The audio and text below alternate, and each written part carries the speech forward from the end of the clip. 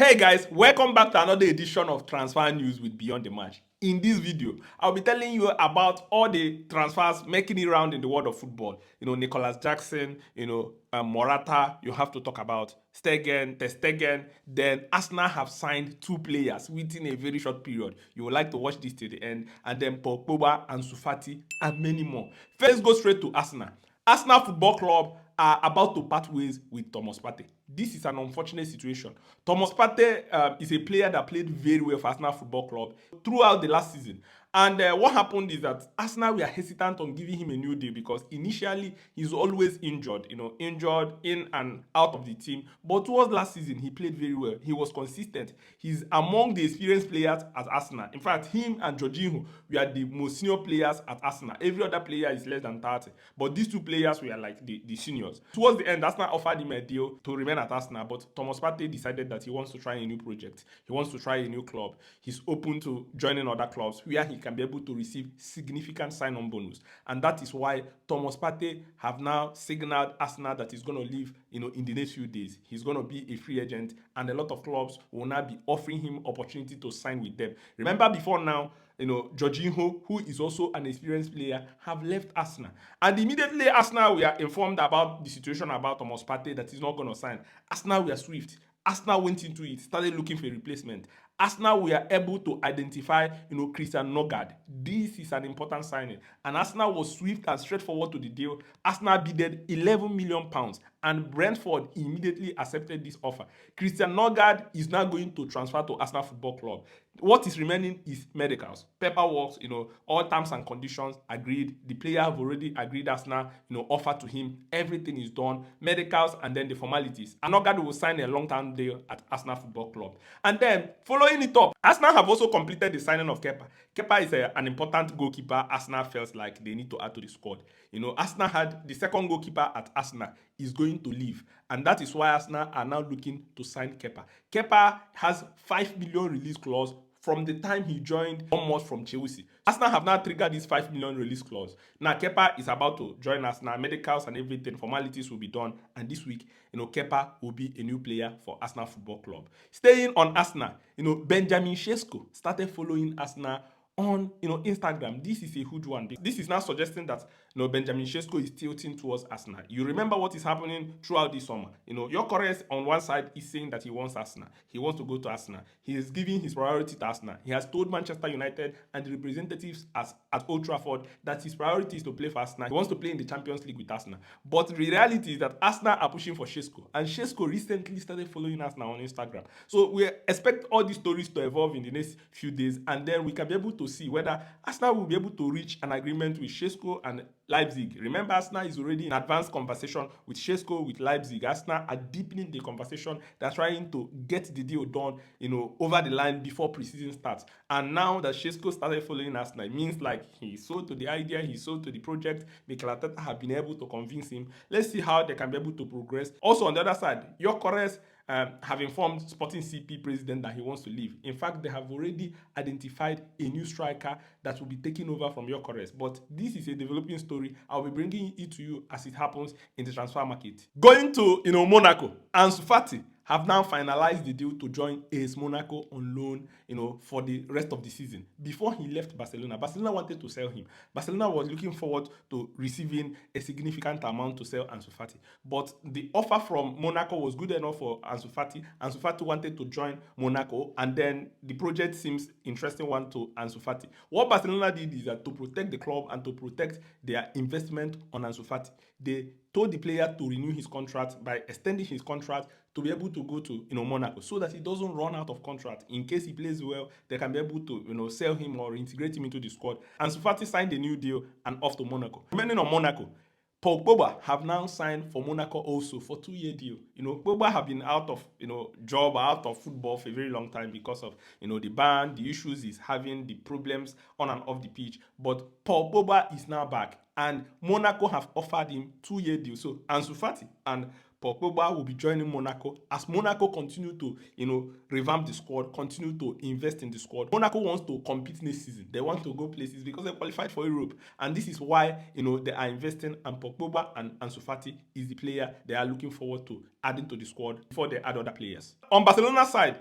the transfer between Nico Williams from Bilbao to Barcelona is the one that we need patience. Everybody that is connected to Barcelona, that is connected to Nico Williams, need to have patience because there's a lot of dimensions to this deal. We know that Nico Williams have informed Bilbao that he wants to join Barcelona. He doesn't want to sign a new deal at Bilbao. Bilbao offered him 12 million.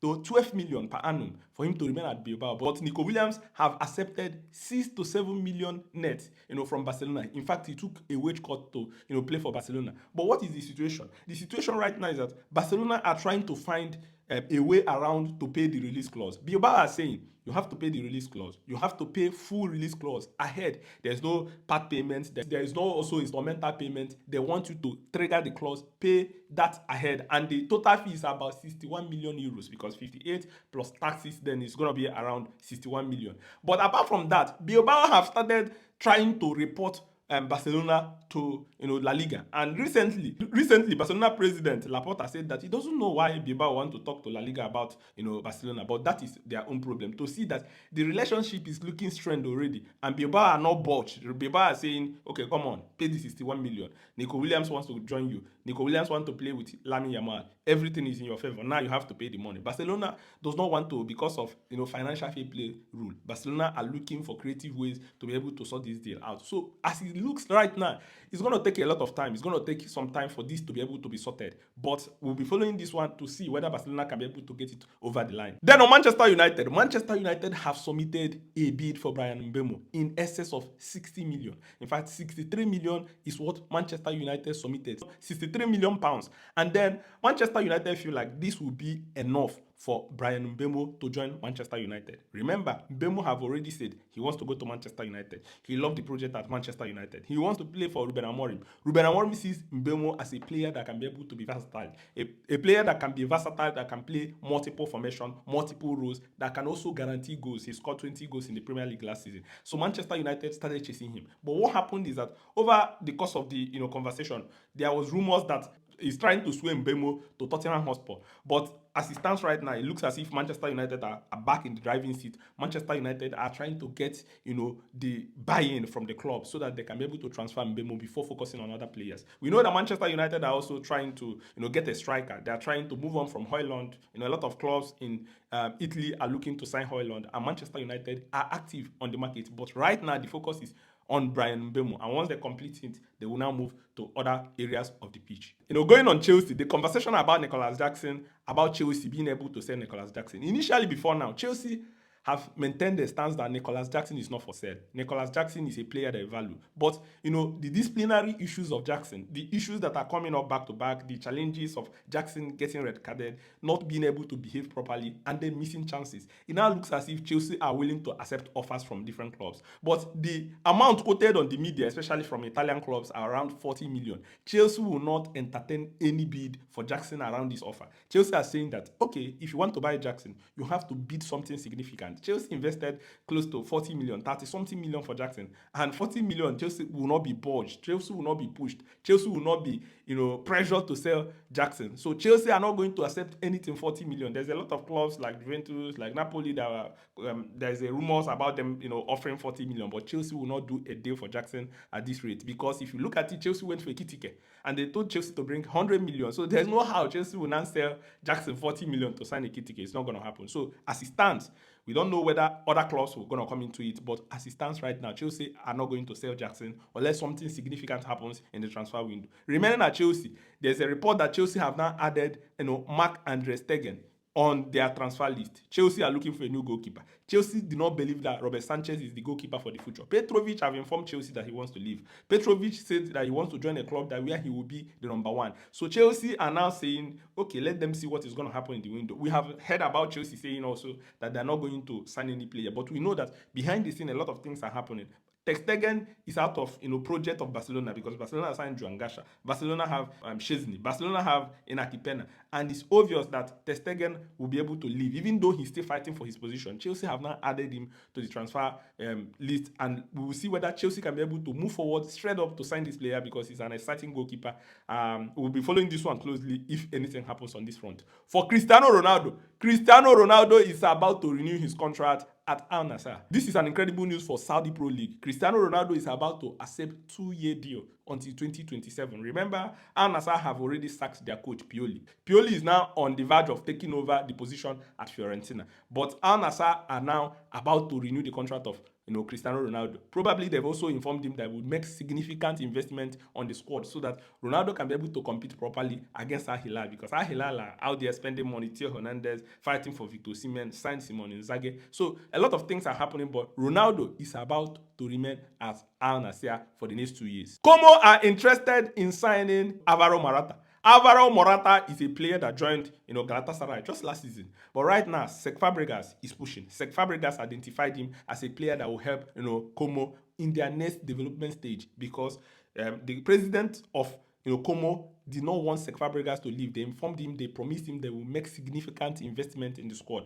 Cesc Fabregas used to have Belotti. Belotti have left. Now they are looking forward to signing Morata. Morata is also on the verge of processing exit clause with Galatasaray that will enable him to return to Europe and play for Como. So expect this one to happen very soon. It looks as if Morata is interested and keen on joining Como. So Fabregas and Morata will be reuniting any moment from now. And then finally on Chelsea Football Club. Chelsea and Gittins. This is an important one you need to know. Gittins did not play for Dortmund in the last game. It is now said that Gittins is sick. But we know when these stories happen, Gittins have informed Dortmund with strong words. He wants to join Chelsea. Even though Bayern came into the deal to offer Dortmund some good money, but Gittins said, Chelsea or nothing. Gittins have not played, at the Club World Cup, and this is the reality. Chelsea are trying to find a solution with Dortmund at the Club World Cup. But what Chelsea are saying that if they cannot sign Gittins, if Chelsea cannot, agree terms and conditions with Gittins, they will now move straight to Garnacho. They will move straight to Garnacho and Fofana. Remember,